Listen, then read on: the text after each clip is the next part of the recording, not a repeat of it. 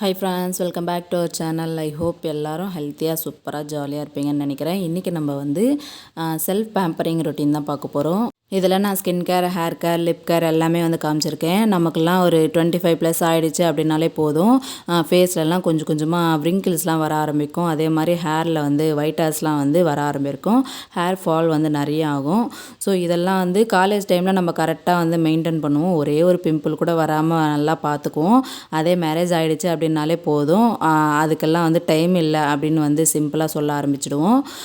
அதை அப்படியே விட்டுருவோம், மறந்துடுவோம். அப்படிலாம் இல்லாமல் நம்ம ஸ்கின்னையும் ஹேரையும் நல்லா பார்த்துக்கணும். ஸோ நம்மளை நம்ம ஹெல்த்தியாக வச்சுக்கிட்டோம் அப்படின்னாலே நமக்கு ஒரு பெரிய கான்ஃபிடென்ஸ் இருக்கும். ஸோ அதே மாதிரி நம்ம ஹாப்பியாக இருக்கிற மாதிரியே ஃபீல் இருந்துகிட்டே இருக்கும் எப்போதைக்கும். ஸோ அதனால் நம்ம ஸ்கின்னை, ஹேர் எல்லாமே நல்லா மெயின்டைன் பண்ணிட்டு வரணும். 25+க்கு அப்புறம் கண்டிப்பாக மெயின்டைன் பண்ணணும். ஸோ அப்போ தான் வ்ரிங்கிள்ஸ் எல்லாமே நம்ம அழகாக கொஞ்சம் நாளைக்கு தள்ளி போட்டுடலாம். கொஞ்சம் நாளைக்கு கிடையாது, கொஞ்சம் வருஷங்களுக்கு கூட அந்த வ்ரிங்கிள்ஸ்லாம் வராமல் தள்ளி போட்டுடலாம். இப்போ ஸ்கின் கேருக்காக நான் ஒரு பிளேட்டில் அரிசி மாவு, கடலை மாவு, அதுக்கப்புறம் coffee powder 5 rupees coffee powder வாங்கி ஃபுல்லாக கொட்டிட்டேன். அதுக்கப்புறம் கர்டு, அப்புறம் ஹனி, இது எல்லாமே ஒரு பிளேட்டில் எடுத்து வச்சுருக்கேன். ஃபஸ்ட்டு காஃபி பவுடரையும் தயிரையும் நல்லா மிக்ஸ் பண்ணி விட்டுக்கலாம். ஏன்னா காஃபி பவுட்ரு கரையாத திட்டு திட்டாக இருக்கும். அதனால் தயிரில் நல்லா மிக்ஸ் பண்ணி கரைச்சி விட்டுடலாம்.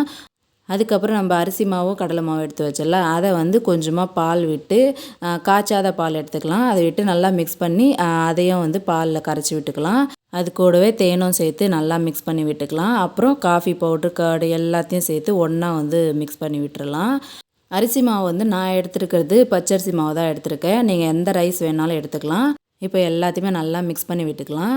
நம்ம பால் ஊற்றி மிக்ஸ் பண்ணுறோம்ல, அந்த டைமில் பார்த்திங்கன்னா கொஞ்சம் கொஞ்சமாக பால் விட்டு மிக்ஸ் பண்ணணும். அந்த பேஸ்ட் டைப் நம்மளுக்கு கிடைக்கணும். நிறைய பால் ஊற்றிட்டோம் அப்படின்னா தண்ணி ஆகிடும். அந்த மாதிரிலாம் இல்லாமல் இந்த மாதிரி கொஞ்சம் கெட்டியாக இருக்கிற மாதிரி கொஞ்சம் கொஞ்சமாக பால் விட்டு நம்ம நல்லா மிக்ஸ் பண்ணி விட்டுக்கலாம். இப்போ நான் ஃபஸ்ட்டு ஃபேஸ் நல்லா கிளென்ஸ் பண்ணிவிட்டு வந்துட்டேன். அதுக்கப்புறம் இந்த பேஸ்ட் எடுத்து நம்ம ஃபேஸில் நல்லா அப்ளை பண்ணி விட்டுக்கலாம். ஸ்க்ரப் பண்ண வேண்டாம். நம்ம அதில் ஹனியும் காஃபி பவுடரும் சேர்த்துருக்கிறதுனால அதுவே ஒரு ஃபேஸில் மாஸ்க் மாதிரி இருந்துடும். அதனால் ஸ்க்ரப் பண்ணாமல் அப்படியே நம்ம அப்ளை பண்ணிவிட்டு நல்லா காஞ்சதுக்கப்புறம் ஃபேஸ் வாஷ் பண்ணிவிட்டு வந்துடலாம். இந்த பேஸ்ட்டு நிறைய குவான்டிட்டி இருக்கிறதுக்கு ரீசன் இந்த பேஸ்ட்டை ஃபேஸுக்கு மட்டும் இல்லாமல் கழுத்துக்கு, கைக்கு, காலுக்கு எல்லாத்துக்குமே நம்ம அப்ளை பண்ண போகிறோம். அதனால் கொஞ்சம் எக்ஸ்ட்ரா குவான்டிட்டி எடுத்து நான் ரெடி பண்ணிக்கிட்டேன். அதை இப்போ நான் கையிலெல்லாம் கூட நல்லா அப்ளை பண்ணி விட்டுக்கிறேன். ஸோ இப்போ கையை வாஷ் பண்ணி காமிக்கிறேன் பாருங்கள். ஸோ முன்ன இருந்ததுக்கும் இப்போதுக்கும் க்ளோ நல்லாயிருக்கும். இதை முக்கியமாக அப்ளை பண்ணுறதுக்கு ரீசனே நம்ம ஃபேஸில், கழுத்தில், கையில், கால் எல்லாத்துலேயுமே இருக்கிற டெட் செல்ஸை ரிமூவ் பண்ணிவிடும். எப்போவுமே நம்ம யோசிக்க வேண்டியது ஃபஸ்ட்டு நம்ம ஸ்கின்னை ஹெல்த்தியாக வச்சுருக்கணும் அப்படின்னு தான் யோசிக்கணும். இந்த பேஸ்ட் நான் ஃபேஸ்க்கும் போட்டேன்ல, அதை 20 minutes வரைக்கும் அப்படியே வச்சுருந்து இப்போ வாஷ் பண்ணிட்டும் வந்துட்டேன். இப்போ என்னோடய ஃபேஸ் எப்படி இருக்குது அப்படின்னு பாருங்கள். இந்த பேஸ்ட்டு போட்டதுக்கப்புறம் நம்ம ஃபேஸ் வாஷ் பண்ணும்போது வெறும் தண்ணியில் மட்டும் வாஷ் பண்ணால் போதும். ஃபேஸ் வாஷ்லாம் யூஸ் பண்ணி நம்ம ஃபேஸ் வாஷ் பண்ணணுன்னு கிடையாது. நெக்ஸ்ட் இப்போ நம்ம லிப் கேர் பார்க்க போகிறோம். இந்த லிப் கேருக்கு ஒரே ஒரு பொருளை வச்சு நம்ம லிப் கேர் பண்ண போகிறோம். இது நம்ம வீட்டில் டெய்லி கிடைக்கிற பொருள் தான். அது எதுவும் இல்லை, கொத்தமல்லி தான். இது நான் காலேஜ், ஸ்கூல் டேஸ்லலாம் படிக்கும்போது எங்கள் அக்கா சொன்ன டிப் தான். ஸோ கொத்தமல்லி எடுத்து நம்ம லிப்பில் ஸ்க்ரப் பண்ணோம் அப்படின்னா லிப்பில் இருக்கிற டெட் செல்ஸ்லாம் ரிமூவ் ஆகி அதை லிப் பிங்கிஷாக கூட மாறுறதுக்கு தொடர்ந்து நம்ம பண்ணோம் அப்படின்னா பிங்கிஷாக கூட மாறும். உங்களுக்கு கொத்தமல்லி எப்போல்லாம் உங்கள் கண்ணில் படுதோ அப்போல்லாம் லிப் நல்லா ஸ்க்ரப் பண்ணிவிடுங்க அந்த கொத்தமல்லி எடுத்து.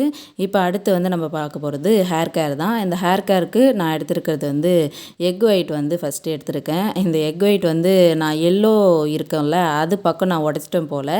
அது கீழே விழவே இல்லை. அதுக்கப்புறம் இன்னும் கொஞ்சம் ஓடு உடச்சி அப்புறம் ஒயிட் மட்டும் நான் எடுத்துக்கிட்டேன். எல்லோ விழக்கூடாது. ஸோ அந்த எக் ஒயிட் மட்டும் எடுத்துகிட்டு இப்போ அடுத்து தேங்காய் எண்ணெய் இருக்குல்ல, அதை ஒரு மூடியில் கொஞ்சமாக எடுத்து அதில் ஊற்றிக்கிட்டு ஃபஸ்ட்டு நல்லா மிக்ஸ் பண்ணி விட்டுக்கிட்டேன். அதுக்கப்புறம் தான் நம்ம இன்னொன்று எடுக்க போகிறோம். இந்த தேங்காய் எண்ணெயும் எக் ஒயிட்டும் நல்லா மிக்ஸ் ஆகணும். அதனால் நல்லா பீட் பண்ணி விடுங்க. இப்போ இது கூட இன்னொரு பொருள் ஒன்று சேர்க்க போகிறோம். அலோவேரா ஜெல் தான். ஸோ இந்த அலோவேரா ஜெல் கொஞ்சமாக எடுத்து இதிலையே நல்லா மிக்ஸ் பண்ணி விட்டுக்கலாம். கடையில் விற்கிற அலோவேரா ஜெல்லும் எடுத்துக்கலாம். அப்படி இல்லைன்னா நம்ம வீட்டிலேயே கற்றாழை செடி இருக்கும்ல, அதுலேருந்து அந்த தோல்லாம் எடுத்துட்டு அந்த ஜெல் மட்டும் எடுத்து நல்லா வாஷ் பண்ணி மிக்சியில் போட்டு நல்லா அடிச்சுட்டு அதை வந்து இந்த பவுல்லையே வந்து நம்ம ஆட் பண்ணி நல்லா பீட் பண்ணி விட்டுட்டு தலையில் வந்து அப்ளை பண்ணிக்கலாம். நான் வந்து எங்கள் வீட்டு பக்கமே அலோவேரா செடி இருக்குது, இருந்தாலும் நான் அதை எடுக்கல. கொஞ்சம் சோம்பேறித்தனப்பட்டுட்டு அதை வந்து பீல்லாம் எடுத்து பண்ணணுமே அப்படின்ட்டு வீட்லேயே ஜெல் இருக்கிறதுனால அதையே வந்து எடுத்து இதில் வந்து நல்லா மிக்ஸ் பண்ணி விட்டுட்டேன். இந்த ஹேர் பேக் வந்து இந்த சம்மருக்கு நம்ம தலையை பாடியை வந்து குளிர்ச்சியாக வச்சுக்கிறதுக்காக இந்த ஹேர் பேக் வந்து நம்ம போடுறோம். நம்ம தலைக்கு எண்ணெய் தேய்ச்சிட்டு குளிச்சுட்டு வருவோம்ல, ஸோ அதுக்கு பதிலாக இந்த ஹேர் பேக் போட்டு ஹேர் வாஷ் பண்ணிட்டு வந்தோம் அப்படின்னா பாடி வந்து ரொம்ப கூலிங்காக இருக்கும். ஸோ அது மட்டும் இல்லாமல் இந்த ஹேர் பேக் வந்து ஹேர் வந்து ஸ்மூத்தாக இருக்கும், ஹேர் ஃபால் இல்லாமல் இருக்கும், ஸ்கேல்ப்லாம் வந்து ஹெல்த்தியாக வச்சுருக்கும் இந்த ஹேர் பேக் போடுறதுனால. இந்த சம்மர் ஹேர் கேர் ரொட்டீன்னா இதை வந்து நம்ம ஃபாலோ பண்ணிக்கலாம். இதை வந்து தலைக்கு அப்ளை பண்ணும்போது ட்ரை ஹேர் தான் இருக்கணும் அப்படின்றதெல்லாம் கிடையாது. ஆயில் வச்சும் நம்ம வந்து இந்த ஹேர் பேக் வந்து போட்டுக்கலாம். இன்னும் சொல்லணும்னா ஆயில் நல்லா அப்ளை பண்ணிவிட்டு ஆயில் மசாஜ் கொடுத்துட்டு அது மேலே கூட இந்த ஹேர் பேக் வந்து நம்ம போட்டுக்கலாம். அதுவுமே ரொம்பவே நல்லது தான். ஸோ இன்னும் பாடி வந்து கூலிங்காக இருக்கும். ஸோ அந்த மாதிரி பண்ணுறதுனால நான் வந்து ஏற்கனவே இருக்குது ஆயிலு, அது மேலேயே வந்து நான் இதை வந்து போட்டுக்கிட்டேன். எக்ஸ்ட்ரா ஆயிலெலாம் வந்து நான் அப்ளை பண்ணலை. இந்த ஹேர் பேக் வந்து ஸ்கேல்ப்பில் நல்லா படுற மாதிரி நல்லா மசாஜ் கொடுங்க ஸ்கேல்ப்லலாம். அதே மாதிரி முடிக்கு கீழே ஸ்பிட்டன்லாம் இருக்கும்ல, ஸோ அந்த இடத்துலலாம் கூட நல்லா அப்ளை பண்ணி விட்டீங்க அப்படின்னா அதெல்லாம் கூட ரிமூவ் ஆகி ஹேர் க்ரோத் வந்து ஹெல்ப் பண்ணும். இப்போ ஹேர் வாஷ் பண்ணிவிட்டு நான் வந்துட்டேன்.